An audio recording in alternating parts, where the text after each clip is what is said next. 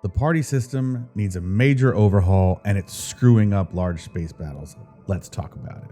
Come on, man, I'm not trying to scam anybody here. I'm the dude. So that's what you call me, that or his dudeness or duder or, El Duderino. So Star Citizen wants to be an MMO, and their version of a guild is called an organization. Players can be part of multiple organizations or focus on one.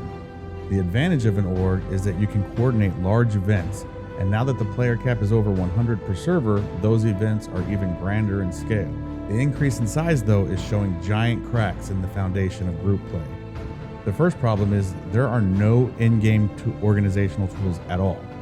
No way for org mates to talk to each other besides being in a party or using global chat.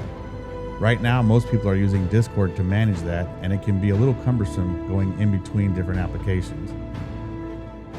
Beyond that, there isn't really a way to leave party chat on and turn global chat off. So there is a button on the settings of the global chat that you can turn off the notifications, but that works for about 30 seconds and then the chat starts coming back in, so it just doesn't work. Large parties can make it almost impossible to QT to a location. If there are a lot of players all in one location, the player name markers stack on top of each other and make it literally impossible to read what is in the area. And if you try to QT to the players, the movements constantly reset your QT spooling. And for those of you that don't know, QT is what Star Citizen calls like fast traveling. It's where your ship goes way faster than normal flight speeds.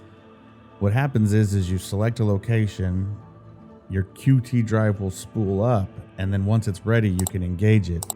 But when there's a lot of players on the map, that spooling just resets over and over again. It's extremely frustrating. So this next one is the biggest one for me. Combat targeting is a mess right now when you're in a large party.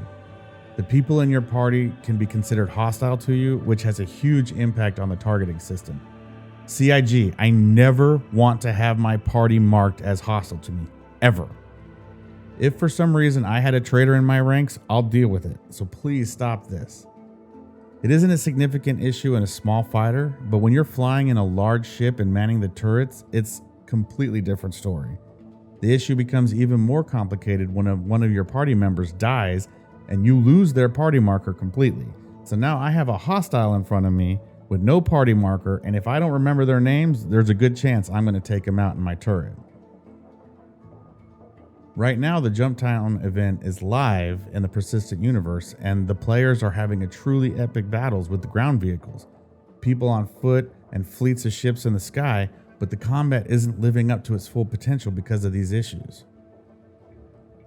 I am sure that CIG is working on a plan to fix these issues and come up with a system that will work, but I don't think it's a priority for them right now at all. They're working on Squadron 42, which is a single player game, but at least for me personally, I wanted them to spend their time focusing on the PU so we can get these systems in place so we can start having a really good time in the verse. I would love to see an advanced command and control ship that can coordinate targets in the battle space. And then, you have a separate scanning ship that could sit outside the combat area and scan for targets, then relay that information to the command ship who could assign targets to the other ships. Then in a big battle, focus would be to eliminate those ships so your enemy would have a hard time coordinating. It just seems super tactical and really cool to me. Right now we have massive organizations in Star Citizen, and I hope that CIG recognizes that we're going to need tools to coordinate major battles. If they don't, they're going to be missing out on some truly amazing gameplay.